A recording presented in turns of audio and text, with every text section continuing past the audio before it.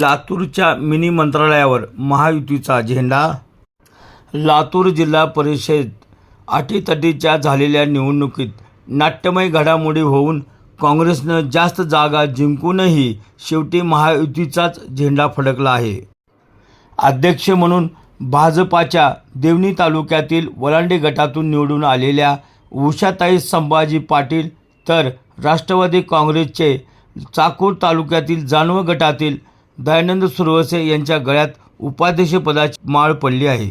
अध्यक्ष व उपाध्यक्ष निवडणुकीसाठी पीठासीन अधिकारी म्हणून अतिरिक्त जिल्हाधिकारी शिल्पा करमरकर तसेच त्यांना सहकार्य म्हणून उपजिल्हाधिकारी रोहिणी नर्रे, सायली ठाकूर, जीपचे उपमुख्य कार्यकारी अधिकारी श्याम वाकोडे यांनी काम पाहिले।